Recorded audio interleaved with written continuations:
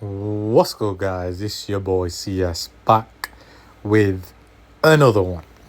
Okay, you should first and foremost thank Hero, who reminded me of the reactions. So shout out to him. Otherwise, I was just going to leave the YouTube video. But here we are. Here we are giving you the setups of a lifetime. So, as you've probably been aware, the past couple of weeks, I've been monitoring the dominance. Ultimately up here, 66% was where a lot of us took longs and we caught a lot of good gains. And then we basically waited for the correction for everybody else to get into. And that's why during this time, when I was kind of off with antibiotics and an infection, when I came back around this period, I was waiting for us to finish the top third touch of this flag. And that would then signal the next wave down. Now, what's bigger is this red trend line. If you look at these red trend lines, how we've been stuck in this channel for almost 2 years, basically. And what we're witnessing now is a close outside of the channel. So, as you've seen here, the previous mini alt season we had, it finished on the 2nd of December and then it was a fake out, basically. Right now, what we want to see is what we're seeing right now. The dominance on the weekly go up and then the rest of the week for this to crash down into 58% region, 59% region, even into this point of control region. We want to see this melt for alts. So that's where we are. The game plan has not changed. And if we go on to, the reason why the dominance is moving like that is because ETH is only 300 points, 400 points away from posting an all-time high, the 21 all-time high. And as we can see here, we've got all this to play with. And I really do feel that ETH can get up here to around 8K for it to double its value. If we look at the 2018 all-time high, 17, 18 all-time high, it was at 1,000, let's call it 500, right? And ETH did a 3x to 4,500. And so from 4,500 to do a 2x, which seems reasonable, we can conclude that ETH will go to 8K. Anywhere around here at around 6 and a bit, 7K, I would be looking to take profits. And I've always, maintained that anything below 4.10% is profit taking regions. Anything below here is where we want to take profits. So that's where we are. That's where the trend is. I'm very surprised that Bitcoin has gone up so much as it did yesterday. I think yesterday and today it's just absolutely exploded. And it's left a massive CME gap around here, right? From 119 to 117K. Remember, on the CME gaps, you want to go into lower time frame to see where the actual candle closed. So if we go on 5 minutes, it tells us that the candle closed around here. 940, around here actually. So around 117,410 is where the candle closed. I'm going to leave that other alert anyway. So where are we now? What are we doing with alts? So as you can see, a lot of alts are getting absolutely blasted because of the Bitcoin dominance. And what we want to do is zoom out and take advantage of where we are on the weekly and the daily time frame zones. So already this week, Brett has come back to the 5504 region and it's back tested this channel, this diagonal channel, this one. So if I just draw it for you, like this one here, it's come out of this channel, right? And now it's back testing here. It's still in another rising channel, but at the end of the day, it's still come out of that channel and just back tested and come to the point of control zone. Now, when I look at other charts, like Fartcoin, for instance, this is hit bang on 97807. All we're trying to see is this on the weekly a back test? That's all we want to know for now. Is this a back test? Because if this cannot break the point of control zone or the support zone, where a lot of support is coming in, there is nothing to worry about. There is no panic until, we lose key levels. And so everywhere where I'm looking at right now, like even Flowkey, Fartcoin, PopCap, I'm guessing there's a point of control zone. I mean, there's one there because 3146. A lot of these coins, unless they hit specific zones and they break through, there is nothing to be worried about. We should be concerned about longing. And the thing is, you don't need to take massive risk here. You can take longs at the bottoms where they're bouncing off the previous support zone and then have your stop loss just a little out. So you don't take minimal damage. At the end of the day, if this thing is going to skyrocket, let's say Ondo as well, right? Just as an example. I can use any of these coins, to be honest, but I'm just using Ondo now. Would it not be worth it just taking a risk there so that you could catch all of that? To me, it does. That's the risk to reward ratio that I always talk about. And so you can catch big longs and hodls if you hold on smoothly. Here's another good example of Beam. So obviously me, Adam, and B have been talking about this for donkeys on donkeys.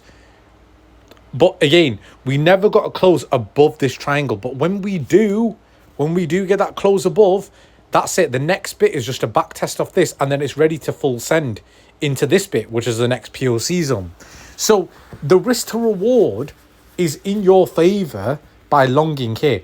By all means, if this did nuke, then, that's just how the cookie crumbles.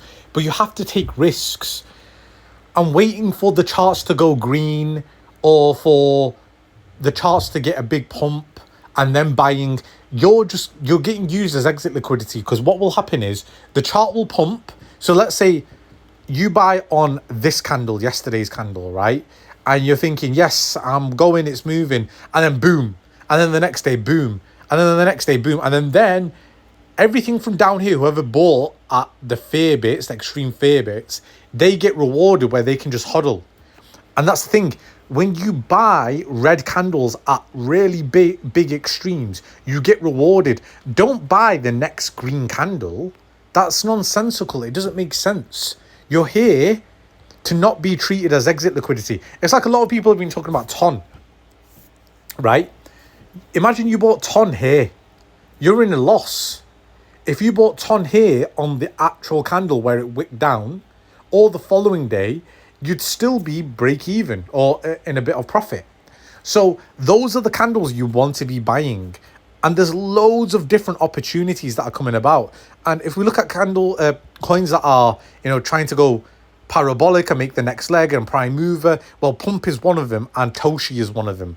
For some reason, Toshi keeps leading the way before everybody else. And Toshi's chart, don't get me wrong, and don't get it twisted, I am not in any Toshi long, but I am using Toshi as a strategic advantage to long other coins the next day or later, because when Toshi moves, the rest of the altcoins start to move.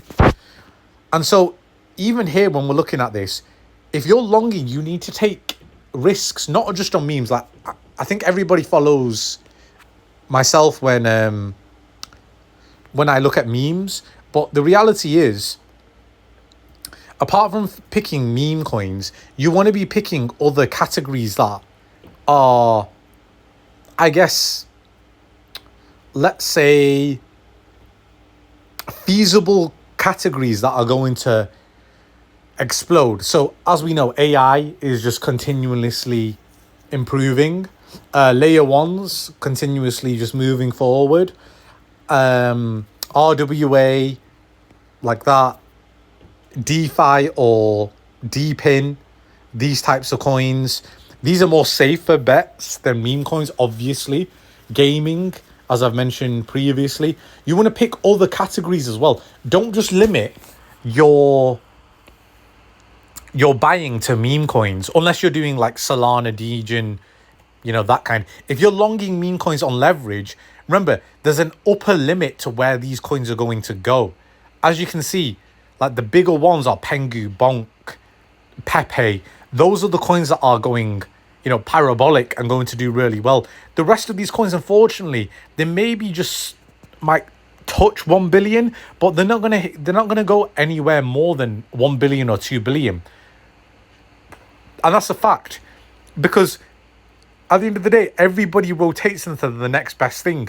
When there's a new narrative that comes about, what happens? Everybody rotates.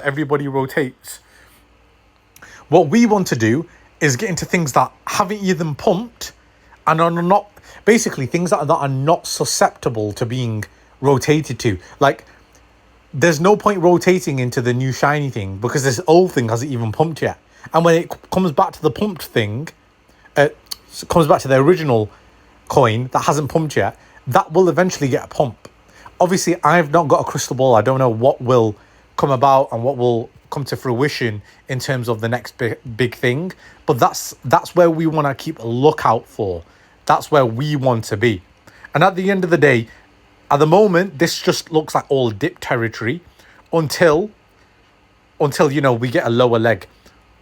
The reason there's been a big whitewash and a rinse is because ETH has been going on a charge, alts have been going on a charge, and people are trying to buy green candles, and all you get in return is big, fat, red dildo candles in your face. And that's not where you want to be. If you get smashed and liquidated, you need to go back to the drawing board and say to myself, why am I buying green candles? Because at the moment, a lot of these coins are flashing buy or dip buy. Maybe not today, maybe tomorrow, depending on, how other things progress. But at the moment, as a whistle-stop tour, everything is going to plan.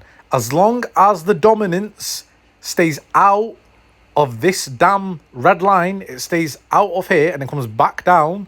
This is just a back test in my book, and we are doing fine. Like on this 4 hour, it's actually back testing on a lower time frame that's going to go higher, and that's what we don't want. So we've got to keep an eye on where this dominance is going. We want this to get absolutely demolished beyond belief, so that we can just move down very, very quickly. And, this alt season gets done within the space of 2 to 3 weeks. Early September, that's it, done and dusted. We get a big correction, come back for another leg of alt season, like a mini wave, and then that's it, cycle over, end of September, October. That's my prediction. That's where I'm looking at.